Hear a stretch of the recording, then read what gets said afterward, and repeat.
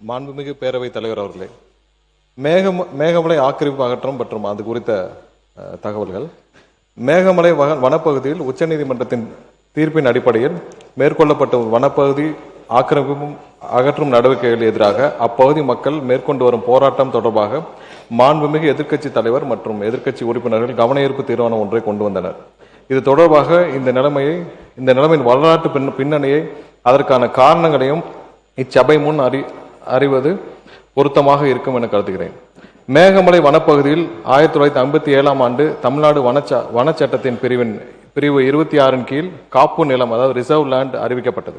அதனைத் தொடர்ந்து 1978 ஆண்டில் அதே சட்டப்பிரிவின் 4 கீழ் இப்பகுதி காப்பு காடாக அறிவிக்கை செய்வதற்கான முன்மொழிவு வெளியிடப்பட்டது. இந்த முன்னறிவிப்பின் தொடர்ந்து வன நிலவரி திட்ட அலுவலர் விரிவான விசாரணை மேற்கொண்டார். இவ்விசாரணையின் போது 168 மனுக்கள் தாக்கல் செய்யப்பட்டன. அவை முழுமையாக விசாரிக்கப்பட்டு உரிய ஆணைகளும் பிறப்பிக்கப்பட்டன. இவ்வாணைகளின் சிலவற்றை எதிர்த்து சம்பந்தப்பட்ட மனுதாரர்கள் நீதிமன்றத்தை அணுகினர். 2009 ஆண்டு திராவிட முன்னேற்ற கழக ஆட்சியின் காலத்தில் இவ்வனப்பகுதி முறையாக காப்பு காடாக, அதாவது ரிசர்வ்டு ஃபாரஸ்டாக அறிவிக்கை செய்யப்பட்டது. மாண்புமிகு பேரவைத் தலைவர் அவர்களே, 2009 காலகட்டத்திலேயே காப்பு காடாக அறிவிக்க தயாரித்த போதே அல்லது காப்பு காடாக அறிவித்த காலத்திலோ இதனை முறையாக கையாண்டிருந்தால் இன்று நாம் எதிர்கொண்டிருக்கும் இந்த பிரச்சனை, இந்த இக்கட்டான சூழ்நிலை ஏற்பட்டிருக்காது என்பதை இச்சபை முன் தெரிவித்துக் கொள்கிறேன். இதற்கிடையே 2021 ஆண்டு பிப்ரவரி மாதம் அண்ணா திராவிட முன்னேற்ற கழக ஆட்சி காலத்தில் இவ்வனப்பகுதி ஸ்ரீலிபுத்தூர் மேகமலை புலிகள் காப்பகம் என அறிவிக்கை செய்யப்பட்டது. இந்த அறிவிக்கை வெளியிடப்படுவதற்கு முன்பே முறையாக பிரச்சனை குறித்து இந்த பகுதி மக்களையும் உரிய முறையில் பரிசீலித்து புலிகள் காப்பகம் எல்லையிலிருந்து விலக்கு அளிக்கப்பட்டிருந்தால் இன்றைய பிரச்சனைகள் தீர்த்திருக்கப்பட்டிருக்கும். எனவே மாண்புமிகு பேரவைத் தலைவர் அவர்களே, 2009 மற்றும் 2021 ஆண்டு காலங்கள் இரு ஆட்சி காலங்கள் இம்மனுக்கள் உரிய முறையில் பரிசீலிக்கப்பட்டு தகுதி வாய்ந்த விண்ணப்பதாரர்களுக்கு தேவையான விலக்கல் வழங்கப்பட்டிருந்தால் இன்று இப்பகுதி மக்கள் போராட வேண்டிய சூழ்நிலை ஏற்பட்டிருக்காது. இப்பகுதி காப்பு காடுகளாகவும் புலிகள் காப்பகமாகவும் அறிவிக்கை செய்யப்படாததால் இன்றைய பதட்டமான சூழ்நிலை செய்யப்பட்டிருந்ததால் இன்று பதட்டமான சூழ்நிலைக்கு அடிப்படை காரணமாக அமைந்துள்ளது என்பதை இச்சபை முன் தெரிவித்துக் கொள்கிறேன். அது மட்டும் இல்லாமல் பேரவைத் தலைவர் அவர்களே, இந்த வழக்கு இதில் பல வழக்குகள் இது சம்பந்தமாக தொடர்ந்து நடைபெற்று வருகிறது. கடந்த 15 ஆண்டுகளுக்கு மேலாக அப்பகுதி மக்கள் பல்வேறு போராட்டங்களை நடத்தி வந்தனர். பல்வேறு கட்டமாக இந்த வழக்குகள் நடந்து வருகிறது. 2017 தாக்கல் செய்யப்பட்ட வழக்கிலும் சரி, அதற்கப்புறம் தொடர்ந்து உச்சநீதிமன்றத்தில் தாக்கல் செய்யப்பட்டு நடந்து வரும் வழக்குகளும் சரி, முறையாக தமிழக அரசு சார்பாக சரியாக கையாளப்படவில்லை. எதிர்க்கட்சியினர் வெளிநடப்பு செய்தனர். அவர்கள் சரி திரும்பி வராமல் சென்று விடுவார்கள் என்று நினைத்தேன். ஏன்னால் இது முக்கியமான அறிக்கை. இந்த அறிக்கையை அவர்கள் முன் வாசிக்கப்பட வேண்டும் என்று நினைத்தேன். ஏனென்றால் 2009 காலகட்டத்திலேயே இது முறையாக கையாளப்பட்டிருந்தால் இவ்வளவு பெரிய இக்கட்டான சூழ்நிலை அந்த மக்களுக்கு ஏற்பட்டிருக்காது. அது இல்லாமல் 2021 புலிகள் காப்பகமாக அறிவிக்கப்பட்ட போதும் இது முறையாக கையாண்டப்பட்டிருக்கணும். கடந்த 5 ஆண்டுகளாக இந்த வழக்கு உச்ச நீதிமன்றத்தில் நடைபெற்று வந்து கடந்த 29/5/2026 அன்று இறுதி உத்தரவு உச்சநீதிமன்றத்தில் உத்தரவு பெறப்பட்டது. அந்த உத்தரவின் அடிப்படையில் தான் இப்ப இந்த அறிக்கைகள் அனைத்தும் வெளியேற்றப்பட வேண்டும் என்று அனைத்து நடவடிக்கைகளும் மேற்கொள்ளப்பட்டு வருகிறது. அதாவது மத்திய குழு கடந்த ஆண்டு, அதாவது ஜூலை 2025 ஜனவரி 2026 வரை மத்திய குழு மத்திய அதிகாரம் பெற்ற குழு, அதாவது சிஇசி கிட்டத்தட்ட 8 மாதங்கள் தமிழகம் முழுவதும் ஆய்வு செய்தனர். அந்த ஆய்வு செய்ததில் அப்போதே தமிழக அரசு சார்பாக அந்த ஆய்வுகளில் தேவையான ஆதாரங்களை கொடுத்திருந்தால் அதற்கப்புறம் சமர்ப்பிக்கப்பட்ட ஆதாரங்கள் அடிப்படையில் தான் 29/5/2026 இந்த ஆர்டர் சுப்ரீம் கோர்ட்டில் கொடுத்திருக்கிறார்கள். கண்டிப்பாக தமிழக அரசு, தமிழக முதல்வர் இதில் உத்தரவிட்டதன் அடிப்படையில் தேவையான அனைத்து நடவடிக்கைகளும் இந்த அரசு மேற்கொள்ளப்பட்டு வருகிறது. இது சம்பந்தமாக இன்று உச்சநீதிமன்றத்தில் வழக்குகளுக்கான அனைத்து நடவடிக்கைகளும் பதிவு செய்யப்பட்டுள்ளது. வர புதன்கிழமை இந்த வழக்கு விசாரணைக்கு எடுத்துக்கொள்ளப்படுகிறது. ஸோ அது சம்பந்தமாக அனைத்து விதத்திலும் சட்டப்பூர்வமாக எதெல்லாம் திமுக அரசு செய்த தவறோ இல்லை கடந்த ஆண்டுகளில் செய்யப்பட்ட தவறோ, அதாவது புரட்சி தலைவர் சொல்லியிருப்பார், நீங்களும் உங்களுக்கும் இதே அவையில் பதிவு செய்திருப்பார்.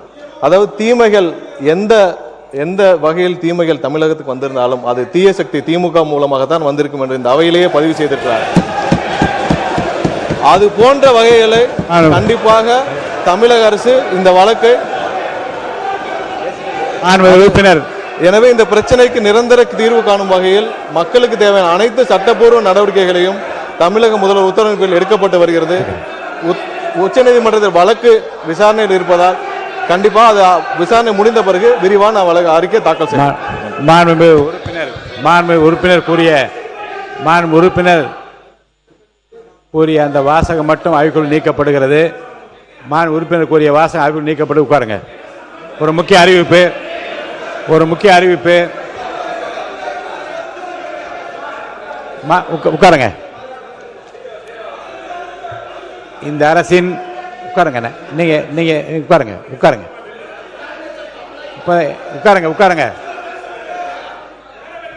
மாண்புமிகு உட்காருங்க.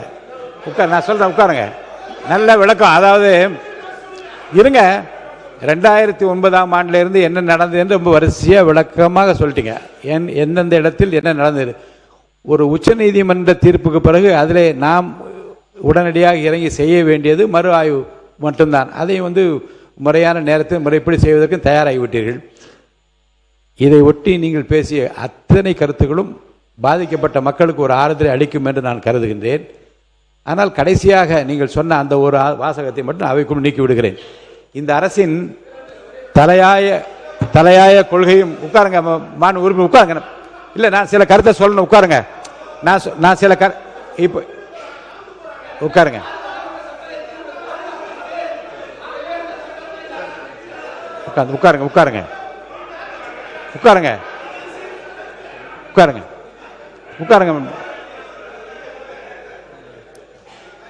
இந்த அரசின் நீங்க இந்த அரசின் தலையாய முதன்மை கொள்கையாக இந்த போதைப் பொருள் ஒழிப்பு இருக்கிறது என்பதை நாம் அனைவரும் அறிவோம். இருங்க, உட்காருங்க சார். இந்த கவன ஈர்ப்பில் இருங்க, உட்காருங்க. 2 கவன ஈர்ப்பு தீர்மானங்களையும் நான் எடுத்துக் கொள்கிறேன் என்று வெள்ளிக்கிழமை அன்று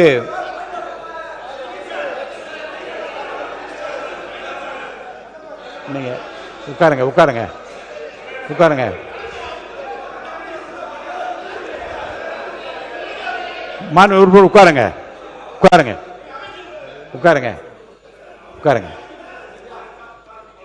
நான் மீண்டும் சொல்கிறேன், கவன ஈர்ப்பு தீர்மானம் என்று வருகிற போது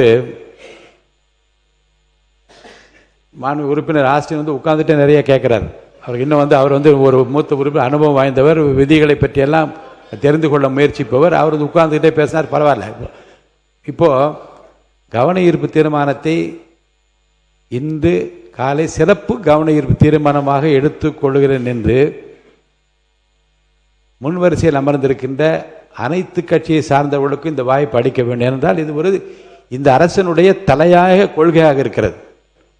இந்த அரசனுடைய முக்கிய கொள்கையாக இருக்கின்ற காரணத்தினாலே, முதன்மை கொள்கைகளில் ஒன்றாக இந்த மது ஒழிப்பு இருக்கின்ற காரணத்தினாலே தான் அந்த கவன ஈர்ப்பையும் இந்த மேகமலை பிரச்சனை எடுத்துக்கொள்வதாக சிறப்பு கவன ஈர்ப்பு தீர்மானம் என்று கூறி அதிலே அமைச்சர்களும் மற்றவர்களும் விரிவாக பேசுவதற்கு நான் அனுமதி அளித்தேன்.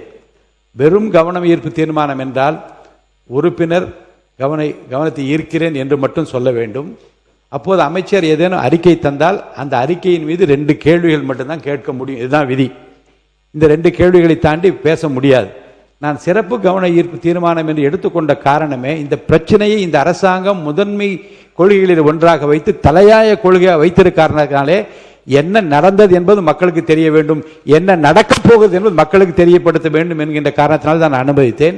எனவே மாண்பு உறுப்பினர் எந்த விதியும் மீறவில்லை என்பதை நான் அவர்களுக்கு தெரிவித்துக் கொள்கிறேன்.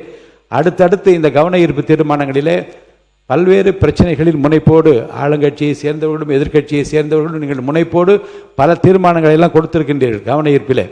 அவற்றில் எது அவசர பொது முக்கியத்துவம் வாய்ந்த தீர்மானம் என்று நான் ஆய்வுக்கு உட்படுத்தி கருதுகின்றேனோ அவற்றை எல்லாம் மென்ஷன் பண்ணுவதற்கு ஒரு நாளைக்கு 10-5 கூட எடுத்து மென்ஷன் பண்ணுவதற்கான அனுமதி அளிக்கலாமா என்பதை பற்றி நான் ஆய்வு செய்து கொண்டிருக்கிறேன். அப்படி அளிக்கிற போதாவது அமைதி காத்து அந்த பிரச்சனையை பற்றி மட்டும் குறிப்பிட்டு நீங்கள் அமர்வதாக இருந்தால் அதற்குரிய பதிலை அன்றே அமைச்சர்கள் தெரிவிக்கலாம், அல்லது நேரம் எடுத்து தெரிவிப்பதாக இருந்தால் கடிதம் மூலமாக தெரிவிப்பதற்கான வாய்ப்பை உருவாக்கலாம் என்பதை பற்றி நான் ஆய்வு செய்து கொண்டிருக்கிறேன். எனவே நீங்கள் கொடுத்திருக்கிற அத்தனை கவன ஈர்ப்பு தீர்மானங்களிலும் எவை அதிக முக்கியத்துவம் வாய்ந்ததோ அவற்றையெல்லாம் எடுத்து மென்ஷன் பண்ணுவதற்குரிய, குறிப்பிடுவதற்குரிய, பதிவு செய்வதற்குரிய வாய்ப்பை உருவாக்குவதற்கு ஆய்வு செய்து கொண்டிருக்கேன் என்பதை நான் உங்களிடம் தெரிவித்துக் கொள்கிறேன். அடுத்து 2026-27 ஆண்டுக்கான மானிய கோரிக்கை முன்மொழிதல். மாண்பு உறுப்பினர் ராஜ கண்ணப்பன் அவர்கள். மாண்புமிகு பேரவைத் தலைவர் அவர்களே, இந்த காப்பு கார்டு பற்றி நம்முடைய அருமை நண்பர் அமைச்சர் பேசினார். எந்த கட்சியில் வந்தாலும் நம்ம இருந்து போறாரு, நமக்கு ஒன்றும் கட்சி இல்லை. ஆனால் காப்பு கார்டு கையெழுத்து போட்டதே நான் தான். ஏன் என்று சொன்னால் 1924 அந்த மக்கள் இருக்கிறார்கள். ஆக அவர்கள் இதை எப்படியாவது வனத்துறையின் சார்பாக வெளியேற்றக்கூடாது என்று சொல்லி ஐஏஎஸ் ஆஃபீஸர் 108 பேர் என்று இருந்தேன். ஐஏஎஸ் ஐபிஎஸ் தலைவர் பார்த்தாரு, முத்துவேல், கருணாநிதி, ஸ்டாலின், நான் போட்ட கையெழுத்து ஆதரவு கேட்டு அவர் கையெழுத்திட்டார். ஆக அப்புறம் திமுகவில் என்ன இருக்கு, நீங்க போய் சுப்ரீம் கோர்ட்ல 29/5 என்ன பண்ணீங்க? You have to inform the supreme court. அதில் தான் தாவேக அரசு செய்யணும். நாங்க செஞ்சிருக்கோம். காப்பு காடு உரிமையை நீங்க மீறி அப்படி சொல்லணுமா இல்லையா? ஆகவே நம்முடைய அமைச்சர் பேசுங்க, நான் பதில் சொல்ல தயாராக. அமைச்சர் அவரே உங்களுக்கு அனுமதி கொடுக்கிறார், பேசுங்க. மாண்புமிகு பேரவைத் தலைவர் அவர்களே, கிட்டத்தட்ட 30 வருடம் அமைச்சராக இருந்தார், 30 வருடம் அதிகாரத்திலும் இருந்திருக்கிறார். அவருக்கு இன்னமும் அரசியல சட்டம்ல எப்படி நடக்குதுன்னு தெரியல. 29/5/2027 உச்சநீதிமன்றத்தில் இறுதி ஆணை கொடுக்கப்பட்டது. அப்ப எத்தனை இறுதி தீர்ப்பு, எத்தனை வருஷம் அந்த கேஸ் நடந்திருக்குன்னு பாருங்க. அது தனியாக ஒரு குழு அமைத்து அந்த குழுவும் 8 மாசம் தமிழகம் முழுவதும் ஆய்வு செய்திருக்கிறார்கள். அந்த ஆய்வின் போது தமிழக அரசு சார்பாக யாரு கூட இருந்தா, யார் யார் அவர்களுக்கு இந்த இடங்கள் தான், இது வந்து காடு இல்லை, இது வந்து பட்டா லேண்டு அப்படின்னு யாரு கூட இருந்து என்கேஜ் பண்ணா, அந்த மாதிரி எந்த தகவலும் இல்லை. இவர்கள் கொடுத்த இறுதி அறிக்கையின் பேரில் தான் வந்து உச்சநீதிமன்றம் இறுதி முடிவு எடுத்து அந்த இறுதி உத்தரவு கொடுக்கப்பட்டுள்ளது. ஸோ அதனால இந்த கடந்த 15 வருடம் 2009க்கு அப்புறம் திமுக அரசு செய்த அனைத்து தவறுகளுக்கும் ஒட்டுமொத்த விளைவு தான் அந்த 29/5/2026 வந்த தீர்ப்பு. அதை சரி செய்வதற்காக மாண்புமிகு தமிழக முதல்வர் அண்ணன் விஜய் அவர்களின் தலைமையில் கண்டிப்பாக எங்களுக்கு உத்தரவு கொடுக்கப்பட்டுள்ளது. வர்ற காலங்களில் புதன்கிழமைக்குள்ள அதுக்கான மனு தாக்கல் செய்யப்படும். அது முடிந்த பிறகு என்ன மாதிரியான நிலைமையை, அங்கு உள்ள பகுதி மக்களின் நிலைமை, எதனால் இவர்கள் வந்து பூர்வக்குடிகள் என்னெல்லாம் அனைத்தையும் ஆராய்ந்து ஒரு இறுதி முடிவுக்கு வழக்கறிஞர்களோடு ஆராய்ந்து வருகிறோம். கண்டிப்பாக மக்களை பாதுகாக்கும் ஒரே குறிக்கோளுடன் முதல்வரின் உத்தரவு பேரில் செயல்பட்டு வருகிறோம். அதற்கு பின்னால் அவரே தெரிந்து கொள்வார் எதை அவர்கள் விட்டுவிட்டார்கள், எதனால் இந்த பிரச்சனை வந்தது. அதையெல்லாம் இப்போ இருக்கிற அரசு எடுத்து இப்பொழுது உச்சநீதிமன்றத்தில் கொண்டு போய் அந்த மக்களை காப்பாற்ற திமுக என்ன தவற விட்டது, அதை இப்போ இருக்கிற நமது வெற்றி கழக அரசு, அண்ணனுடைய விஜய் அவர்களின் அரசு எதை கொண்டு போய் இப்பொழுது எதை வைத்து காப்பாற்ற போறோம் என்பதை இன்னும் 3 நாள் அவர் தெரிஞ்சு கொள்வார். அதற்கப்புறம் இது குறித்து விரிவாக பேசலாம் பேரவைத் தலைவர் அவர்களே.